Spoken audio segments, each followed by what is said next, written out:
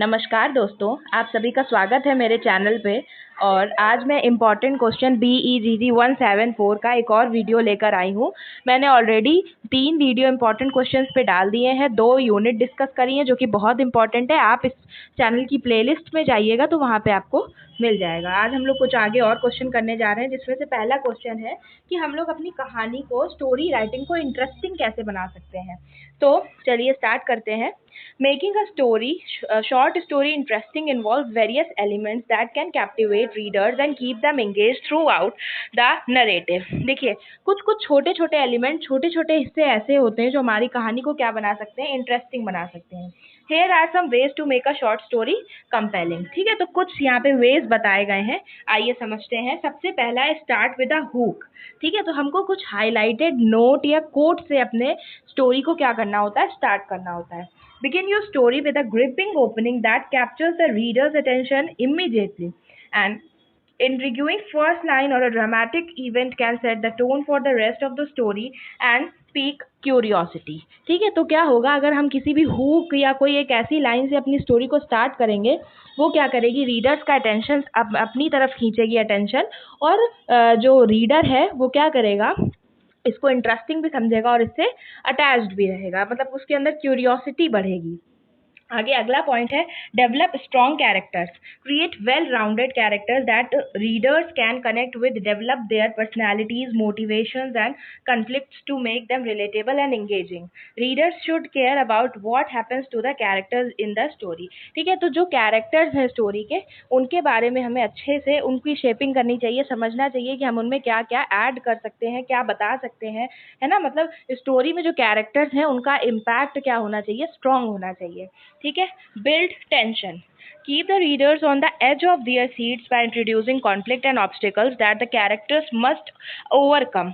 Build tension gradually throughout the story to maintain suspense and keep the readers invested in the outcome. तो हमें कुछ कुछ जगह पे सस्पेंस बना के चलनी है कि देखने वाले के दिमाग में एक टेंशन बनी रहे, या उसको ये चीज़ मतलब इंटरेस्टिंग उसको जोड़ के रखे कि आगे क्या होने वाला है, उसको क्या सस्पेंस महसूस होना चाहिए जो भी वो बना रहा है उसमें। फिर अगला देखिए, शो डोंट टेल। ठीक है, कोई चीज़ हम उससे शो करेंगे पर दिखाएंगे नहीं।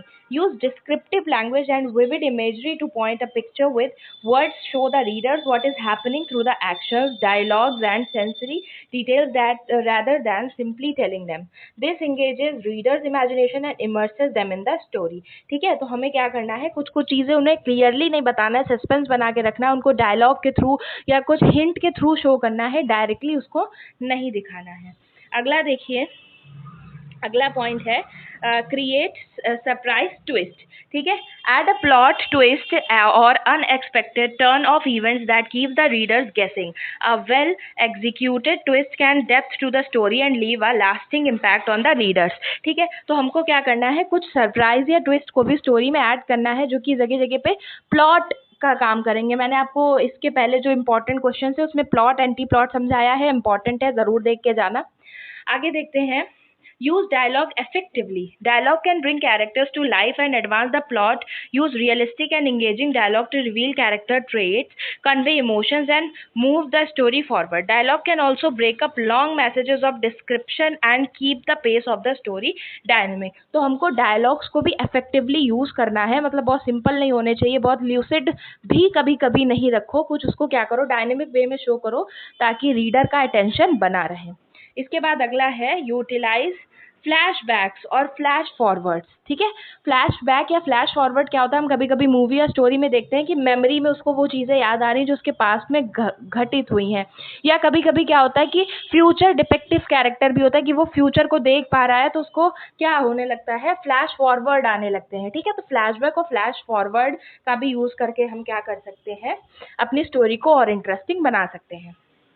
उसके आगे देखिए, create a vivid setting. Set the scene effectively by describing the surroundings, atmosphere and mood of the story setting. ठीक है, तो अलग अलग जिस हिसाब से अभी हमारा सीन है उस हिसाब से हमें उसका बैकग्राउंड या उसकी चीज़ों को क्या करते रहना चाहिए, चेंज ऑल्टर करते रहना चाहिए. A richly developed setting can transport readers to a different world and enhance the overall reading experience. और इस तरह की सेटिंग से क्या होगा, जो हमारा रीडर है उसको ओवरऑल एक्सपीरियंस बहुत अच्छा मिलेगा, वो एक बिल्कुल डिफरेंट वर्ल्ड को महसूस करने लगेगा. आगे देखिए, क्राफ्ट आ मेमोरेबल एंडिंग. ठीक है, और जो हमारी एंडिंग होनी चाहिए वो बहुत मेमोरेबल होनी चाहिए, यानी and the story with a satisfying conclusion that ties up loose ends or leaves room for interpretation. A memorable ending can leave a lasting impression on the readers and make them reflect on the story. ठीक है, तो इस तरह से हमें ये बात का ध्यान रखना है कि हमें जो एंडिंग रखनी है वो कैसी रखनी है, बहुत मेमोरेबल रखनी है ना. ऐसा नहीं होना चाहिए कि हमने पूरा देख लिया और उसके बाद जो कंक्लूजन निकला वो सेटिस्फाइंग नहीं था. कभी कभी क्या होती है, स्टोरी की जो एंडिंग होती है वो अनसेटिस्फाइड मतलब लगती है, तो हमें जस्टिफाई करना चाहिए हमारी स्टोरी को उसके टाइटल के या भी सब्जेक्ट के साथ. ठीक है, When writing for online media, ये अब अगला क्वेश्चन देखिए, यहाँ पे हमारा ये क्वेश्चन खत्म होता है कि किस तरह से हम स्टोरी राइटिंग को इंटरेस्टिंग बना सकते हैं. अगला क्वेश्चन है हमारा, ये भी काफ़ी इंपॉर्टेंट क्वेश्चन है, रिपीटेडली पूछा गया है. यहाँ से स्टार्ट है. देखिए क्या क्वेश्चन है कि अगर हम ऑनलाइन मीडिया के लिए लिख रहे हैं, whenever we are writing about online media, what guidelines should be focused, किन गाइडलाइन पर हमें ध्यान देना चाहिए, क्या गाइडलाइंस है, कुछ स्पेसिफिक गाइडलाइन बताने.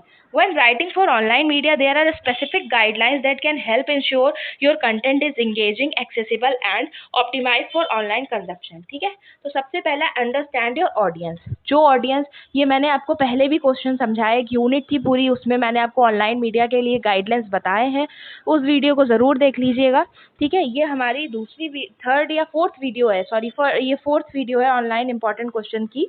चलिए देखिए, understand your audience. Identify your target audience and tailor your writing style and content to the appeal to their preferences and interests. तो अपनी ऑडियंस को समझिए कि किस तरह की ऑडियंस आपके कंटेंट को देख रही है, उनकी पसंद और उनकी प्रेफरेंस के हिसाब से आप क्या करें, अपने कंटेंट को अल्टर करें. फिर है, consider the demographics, reading habits and preferences of online readers when crafting your content. ठीक है, तो आपको डेमोग्राफी क्या होती है कि जो लोगों के बारे में जो डेटा रिसर्च होता है, इंसानों का डेटा रिसर्च ही क्या कहलाता है, डेमोग्राफी. तो हमें पहले लोगों की डेमोग्राफिक्स देखनी चाहिए, उनकी रीडिंग हैबिट्स देखनी चाहिए, उनके प्रेफरेंसेस के अकॉर्डिंग अपने कंटेंट को स्टाइल करना चाहिए. अगला है ऑप्टिमाइज फॉर एंड को. Use relevant keywords, meta tags and descriptions to improve the visibility of your content in search engine results. ठीक है, तो आपको क्या ध्यान रखना है कि आप कोई भी चीज़ अगर ऑनलाइन पोस्ट कर रहे हो तो उसमें उसके हेडिंग्स में, उसके टाइटल में कुछ इस तरह के कीवर्ड्स लगाने की सर्च इंजन में आपका जो कंटेंट है वो ऊपर शो करे. आपको कोई बहुत डिफ़िकल्ट या अनफ्रेंडली वर्ड्स का यूज़ नहीं करना है, या बहुत ऐसे स्ट्रेंज वर्ड का यूज़ नहीं करना है जो कि सर्च इंजन में हमें शो ना करें. ठीक है, आगे देखिए, राइट कंसाइजली. ठीक है, तो मैंने आपको पहले भी बताया, अगर कोई भी ऑनलाइन रीडर है, आप भी कोई चीज़ ऑनलाइन रीड करने जा रहे हो, तो आप क्या देखते हो कि चीज़ बहुत स्कैनेबल हो, बहुत कंसाइज हो, छोटे में ही फटाफट आंसर समझ में आना चाहिए. ठीक है, तो हम भी अगर कोई चीज़ कंटेंट को लिखेंगे तो बहुत कंसाइज वे में लिखने की कोशिश करेंगे. Use short paragraphs, bullet points and sub headings to break up the text and make it easier to read. ठीक है, तो बुलेट पॉइंट वगैरह का यूज़ करिए, उससे टेक्स्ट क्या होगा, आसानी से समझ में आएगा. ठीक, इसके बाद देखिए एक और पॉइंट है हमारा, incorporate multimedia. Enhance your online articles with images, videos, infographics and other multimedia. ठीक है, तो हमारी जो इमेजरी चीज़ें होती, इमेजेस होती, विजुअल्स होते हैं, उनका यूज़ करके हमारी जो राइटिंग्स है उसको हम क्या कर सकते हैं, मोर मेमोरेबल बना सकते हैं. ठीक है, visual content can help convey information more effectively and capture the readers interest. ये क्या करेगा, रीडर्स के इंटरेस्ट को कैप्चर करेगा, लोगों का ध्यान आप पे ज़्यादा जाएगा और आपका कंटेंट मोर मेमोरेबल हो जाएगा. आगे देखिए, format for readability. Use a clear and consistent formatting style with the eligible fonts, adequate spacing and proper headings to improve the readability of your content. जो भी कंटेंट आप लिख रहे हैं उसको एक ऐसे फॉन्ट में लिखें जो कि पढ़ने में आसान हो, प्रॉपर स्पेस लीव करें। कुल मिला के कि जो प्रेजेंटेशन है वो भी ऑन टू द पॉइंट होना चाहिए। ठीक है। Break up long block for text and use formatting tools like bold, italics and list to highlight the key point. ठीक है। इटैलिक में मतलब उसको थोड़ा सा टिल्ट करके इस तरह से आप लिख सकते हैं। बड़े बड़े ब्लॉक को छोटे छोटे पैराग्राफ्स में बुलेट पॉइंट में शो करके तोड़ सकते हैं। ये भी आपके आंसर को क्या करेगा, शॉर्टन करेगा। Encourage interaction. Prompt readers to engage with your content by including calls to action, discussion, questions, or social media sharing buttons. Encouraging interaction can foster a sense of community around your content and increase reader engagement. ठीक है। तो interaction बढ़ाने की भी हमें कोशिश करनी चाहिए, है ना। डिस्कशन, क्वेश्चन या सोशल मीडिया पे हमें कुछ उसके बारे में पोस्ट करते रहना चाहिए, जिससे पता चले कि हाँ हम इस तरह के कंटेंट को क्या करते हैं, क्रिएट करते हैं। स्टे अपडेटेड विद ट्रेंड्स के अकॉर्डिंग जो करंट टॉपिक है, करंट ट्रेंड है, करंट डिस्कशन है, उसके अकॉर्डिंग हमें क्या करना चाहिए, कंटेंट क्रिएट करना चाहिए। उससे हमारा ही फायदा होगा। ठीक है। Writing about trending topics can attract more readers and demonstrate your expertise in the field. ठीक है। तो वो क्या होगा, लोगों की तरफ हमारा ध्यान खींचेगा अगर हम ट्रेंडिंग टॉपिक की तरफ क्या करेंगे, फोकस करेंगे। अगला है proof read and edit before publishing your online content. Truly proof read and edit it for grammar, spelling and punctuation error. तो हमें ध्यान रखना है कोई भी चीज़ हम पोस्ट कर रहे हैं तो उसमें ग्रामर, पंक्चुएशन या किसी भी प्रकार की एरर ना हो, गलती ना हो, इस बात का हमें क्या करना है, ध्यान रखना चाहिए। A polished and error free article reflects positively on your professionalism and credibility of a writer. ठीक है। क्रेडिबिलिटी एज अ राइटर यानी कि अगर आप इस तरह से लिखते हैं, जो भी एरर फ्री मटेरियल आप पोस्ट करेंगे तो उससे पता चलेगा कि हाँ आप कितने प्रोफेशनल हैं, आप अपने काम को लेकर कितने सही हैं। ठीक है। इसके आगे देखिए, format your readability. Wait a minute. तो ये पॉइंट्स हमने समझ लिए हैं, है ना। तो आपको यही बात ध्यान रखनी है। ठीक। क्या बात ध्यान रखनी है, मैंने ये आपको टोटल 8 पॉइंट्स बताया। लॉन्ग क्वेश्चन में रिपीटेडली पूछा गया है। एक क्वेश्चन मुझे और पोस्ट करना है, मैं इसी के बाद जस्ट वीडियो पोस्ट करने जा रही हूँ, टाइप्स ऑफ पब्लिशिंग।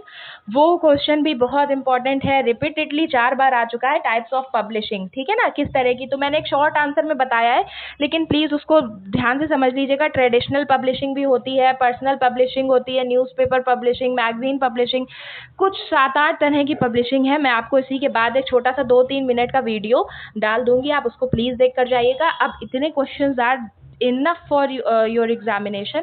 हाँ, अगर आपके पास टाइम होता तो आप बिल्कुल पढ़ लेते, लेकिन अब एग्ज़ाम हमारा आस ही पास है तो आप इसको बिल्कुल पढ़ के जाइएगा। वीडियो अच्छी लगी हो तो लाइक, शेयर और सब्सक्राइब ज़रूर करिएगा। Bye bye.